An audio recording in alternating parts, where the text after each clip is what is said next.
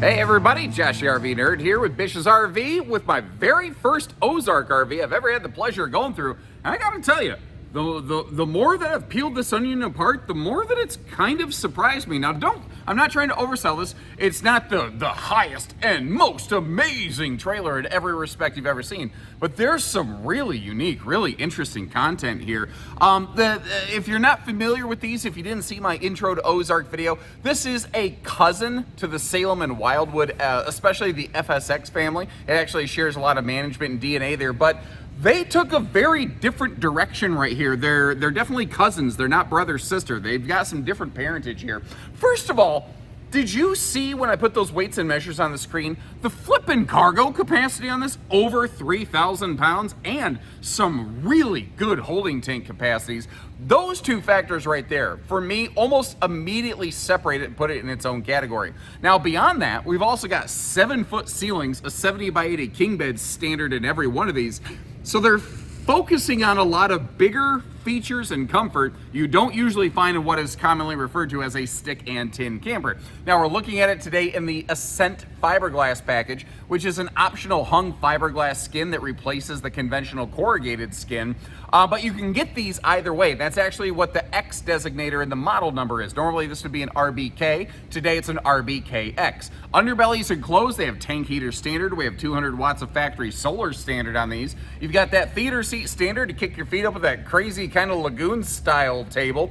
With the 7-foot ceiling, you've got monster headroom in the shower with a really nicely appointed bathroom and a bunch of other things. Like I said, there's some stuff on this that I think some folks are definitely not going to like that could be deal breakers. And I hope you appreciate how I'm going to share the good with the bad. But overall, this was a fun surprise to kind of go through. And I'd love it if you hung with me and shared what you thought at the end here. And here's the funny thing. If you've watched this channel for a while, you've kind of already seen this model. If you've seen the 260, I think it's the 262 VC Wildwood FSX, the VersaCargo model. This is the exact same layout in terms of living room, kitchen, and bedroom. This just doesn't have a ramp door on the back. So again, some unique qualities here. This is a full 7-foot tall. It's an 84-inch floor to ceiling linear interior ceiling. And what that means is more overhead space just in general. It allows for a taller slide out, so it's less of a head bonk or anything like that if you sit straight up in the sofas. And I see people at like RV shows do that all the time. I'm in and out of campers all day, every day. So like my body at this point just reflexively moves in a way that tends to keep me out of harm's way. But not always. I mean, especially, I don't know what it is. Like when I'm doing my videos, I'm constantly banging up my shins, and I don't even know how, what, or why. But that's just how it kind of goes. But this one right here has a monster bath hanging off the back of this thing. It's also got really solid window coverage overall. Considering your seating slide, which normally has the biggest windows, is over here in the driver's side. Now, in the living room, your campside windows are not the most amazing. I'm not trying to oversell it by any means, but they're not the worst I've ever seen. There's some interesting things here, too. Like you see that little tube bracket sticking off the front of the theater seat.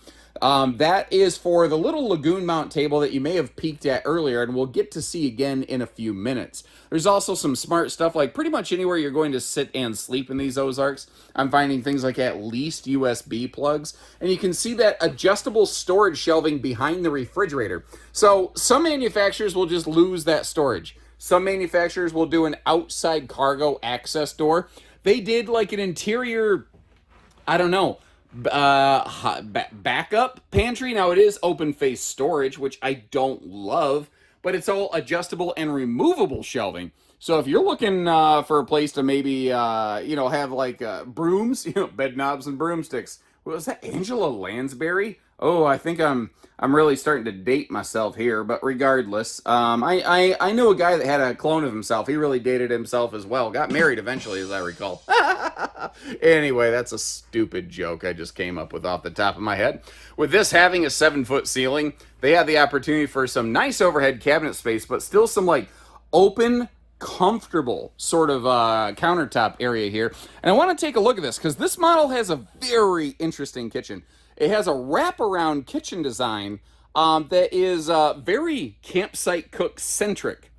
But as we go through this and later I open all this storage, you might notice a distinct lack of something. It actually lacks drawers. Although the elevated breakfast bar that we're looking at right here, you see how there's a door right on the face of that? It's actually like a multi-level multi-drawer that all pulls out at one. Could I use that for my forks, spoons, knives, and utensils and stuff like that? Yes. It's not what I think of when I think of utensil drawer, though. So I could see some folks not really loving that, not like McDonald's, I'm loving it style. TVs are not factory standard on here, but they do include the hardware. So if you want to put one up there, you absolutely could. Or you could take it down and decorate it however you would like. I always wonder, what is the correct way, in your estimation, for manufacturers to go right there? Should they actually include the television? Or just kind of prep for things like they've done here? Because again, they are trying to be, they're riding that line between extra featured and budget sensitive. And sometimes I think manufacturers can get kind of caught in a middle, no man's land, as it were. I do love the fact, though, one of the benefits of this being a stick-built camper is it allows them to put light switches wherever they want. And something you may have noticed, whether it's above the slide or in here, like actually in the door track, they have some indirect accent lighting right there, which I think is kind of cool. I think it just really, I don't love shadowy dark spots in RVs. If the lights are on, I want to be able to see everything. I think they've done a pretty good job of that here overall. Now, this is a 70 by 80 king bed, standard. And a lot of times when you hear me say that, you'll also hear me say you could easily swap down to a 60 by 80 queen. But I'm not sure that's really true here. If you look at this, the bed base is as wide as the mattress, which means if you sit on the edge of the mattress, some of them, like you slink off the side of it. You won't have that happen here.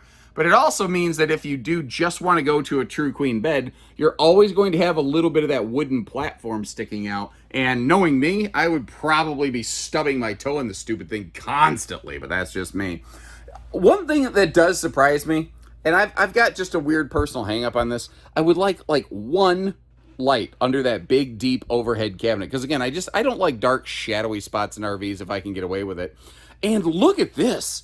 What do you think of this big statement piece floor to ceiling crazy toothpick vertical window that they have right here? It does open for airflow, by the way. I don't know. I kind of like it, and I think it makes this bedroom really open up. And of course, with the shade drawn, you're going to still maintain privacy. TV hookup over here in the corner. I kind of wish they would have used the kitchen swing arm bracket over here. I think that they would have been better off actually swapping the two TV brackets. That's my 2 cents. I don't know. What do you think? Now, up top here, they do have a ceiling vent. It is not a powered vent, but since it is a hollow constructed roof and we have lights nearby, if you wanted to piggyback some power off of that and put a vent fan or something up there, I don't personally see why you wouldn't be able to. Now, cracking stuff open, looking through the storage here, you'll see the overhead cabinets that flip up and down in this model. They don't have any sort of struts, which isn't my favorite thing. I do prefer a little bit more of when they have a bit of that Bob Seger strut about them.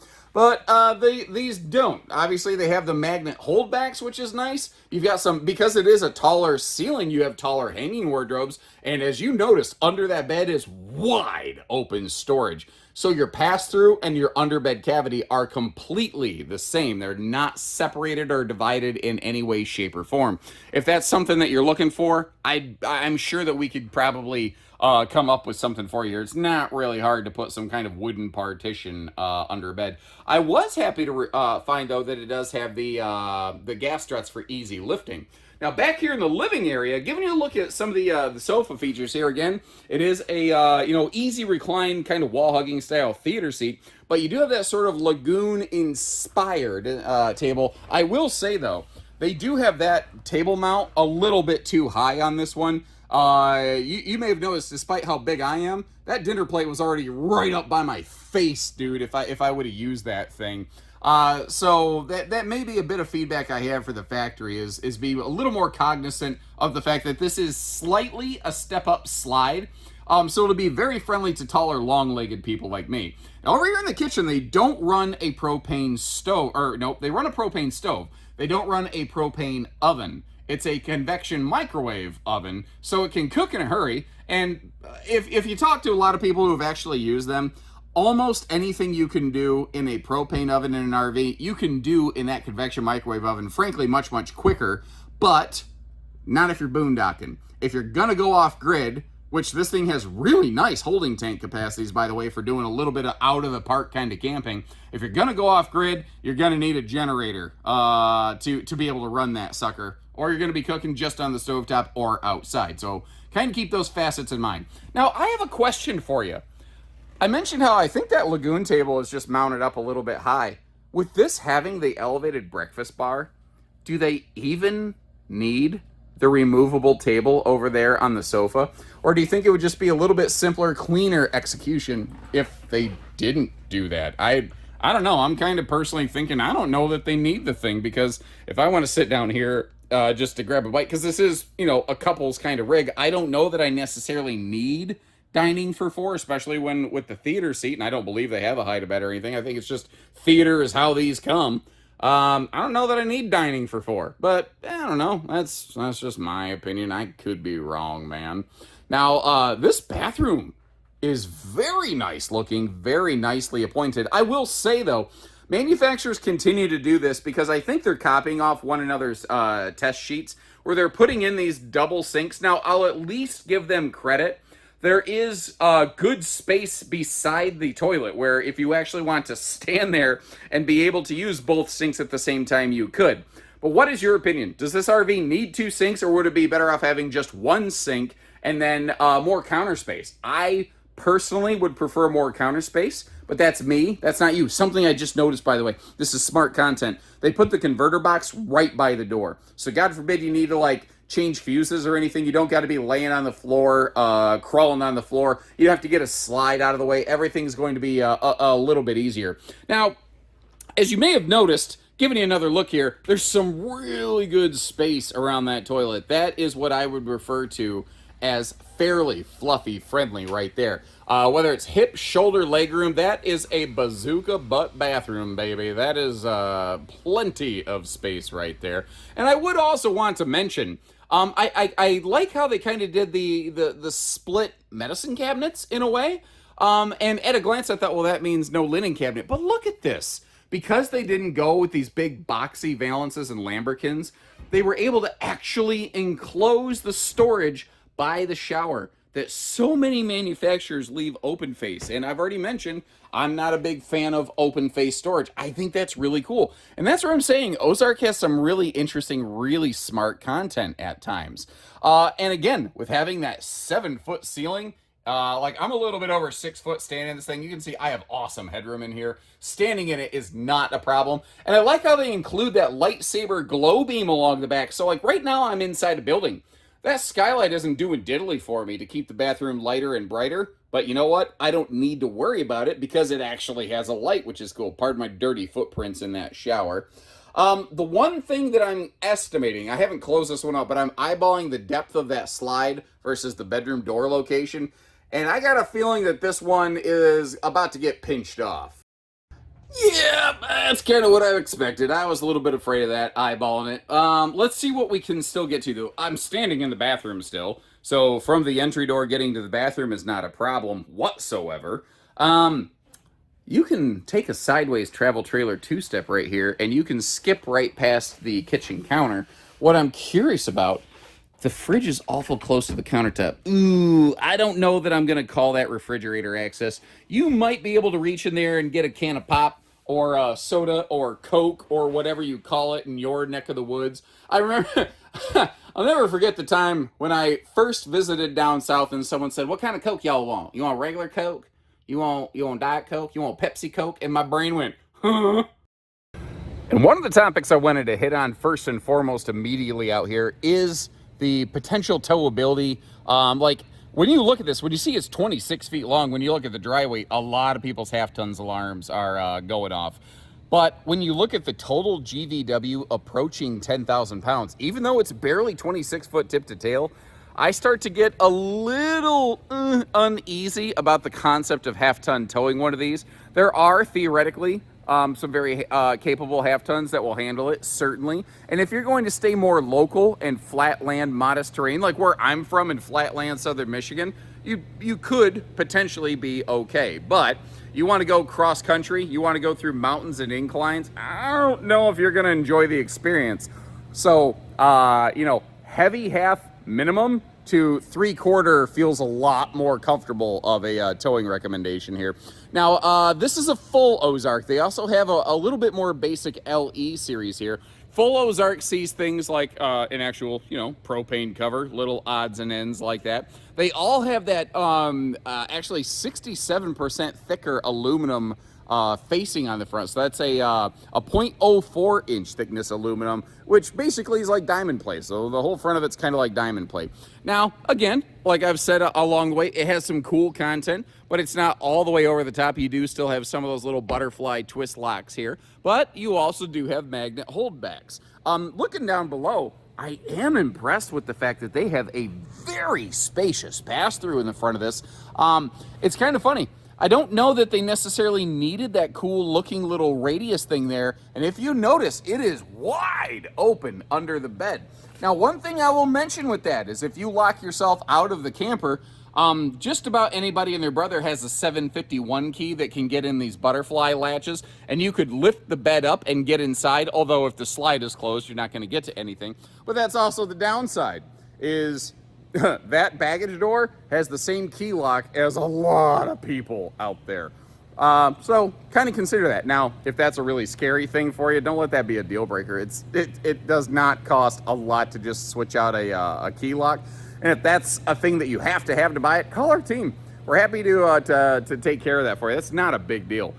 Good awning space on this one. That is something that I do respect. And you can just see it peeking up over the roof line there. That factory standard 200 watt solar panel. This has a 30 amp controller. That is a very solid battery tender. That is not an infinite use off-grid kind of package.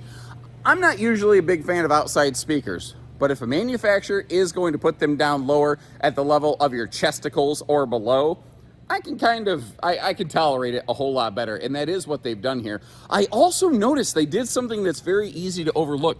They surface mounted these speakers. So what that means is they're only a tiny little hole in the wall where the wiring has to go through. It's not a big 4 or 5 inch hole zipped through the wall right there. I did notice too that the windows are tinted. When you're in a stick and tin class, that's maybe a 50-50 feature. The little mini outside camp kitchen here is one of the other standard features, kind of upgrades that you'll find as you move from the LE series to a full Ozark that we're looking at today. And it is standard, so if you don't like it, if you don't care for it, it could always be removed, but it is part of the standard factory build. Of course, that means we do have a gas grill propane cooker hooker right down below it. And when you move from the LE series to the full Ozarks, you also upgrade the stabilizers to give you a little bit less of a seasickness kind of situation. Now, some quick construction points here. Again, even though you're looking at the fiberglass skin, it is a stick-built camper. A lot of people see fiberglass and they immediately assume aluminum. That is not the case here. This is called hung glass within the industry. And I've got a video explaining the different advantages and drawbacks of different RV construction. If I forget to leave it in the video description, leave me a little note and I'll circle back and drop you a link for it directly. The underbelly, this is also enclosed. It's not specifically forced air heated in the belly. It has holding tank heaters, however, factory standard 12-volt heat pads, which is the same way that Rockwood and Flagstaff do their stuff, in case you're curious.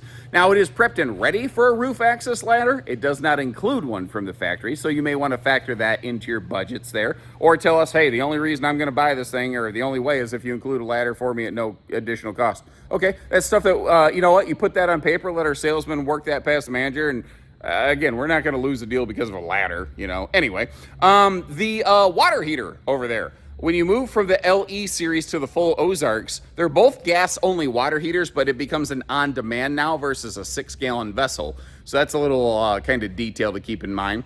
Since it does have roof ladder access, well, frankly, even a lot of RVs that don't have any sort of ladder prep, they still have a walkable roof. This has a walkable roof. You do have rear view camera prep, which really isn't a big deal. You can put a rear view ladder or camera even on an RV that doesn't have prep. That's not too awful difficult. Hot, cold, you know what? Why am I telling you about this? We're watching a video because this is more than just well, it's a whole kind of almost utility docking station in a way. Because we're doing a video, right? Why tell you about it when we can show you about it? I don't know. Anyway, so it's a little more than just a hot, cold outside utility shower, which obviously it has that. But there's also the ability to dock up your city water connection and like your cable connections there, as well as your black tank flush on the bottom. But notice too how all the hookups on this model are all in the back corner. To me, that makes a lot of sense right there. Now, again, this is the Norco Exact Slide system. Some folks have been asking me more and more to hit on the type of slides that we're looking at. Obviously, it's a cable slide, but there's more than one variety of that. There's AccuSlide, there's Exact Slide, this is Exact Slide. And I don't want to leave you on a bit of a Debbie Downer note, but one thing that I did notice on this one is it looks like we do overall have a two-headed sewer monster. In the back there, that looks like your bathroom black and gray outlets, but if I back up a little more, in front of the tires under the slide, you do have yourself a second gray only outlet. And again, I hope you appreciate that I go out of my way to point out stuff like that that could potentially be a deal breaker for someone, especially when you stand back and it looks like it's kind of under the slide out. Now, some folks will say that doesn't really bother me because before I open the slide, I can hook up to it. I have a Y splitter on my sewer stuff and it's just a gray. So if I want to just leave the valve open and let it live drain as I use the kitchen sink, that doesn't bother me. I don't love that idea. I know that in theory a lot of people do it and it works just fine. I don't love that idea, but maybe that's a workaround that you're okay with. Anyone actually do that out there instead of hearing it from me in the comment section? If you're someone who if you just leave your gray open all the time, leave a note and let some other people know that. Obviously it would require on-site sewer hookup as well because nobody wants you just blasting soapy water all over the ground constantly. So once again, this is my very first Ozark I've had the opportunity to go through here on the channel. Leave me some notes. Let me know what you think about her. Good, bad, ugly, and in between. I've tried to do the same for you. To help you along with that, I will leave you some links in the video description to check for things like pricing and availability, because naturally, I think a price tag helps put that all into perspective. Now, we are carrying these at quite a few now of our Bish's RV locations. When we looked at it, when we saw what you were getting versus the price point and all that, we thought that there were some interesting things here that we wanted in our mix. So let us know what you think, and maybe we'll see if it's a brand we should continue to focus on. In the meantime, thank you for tuning in. Take care, stay safe, have fun, and happy camping, everyone.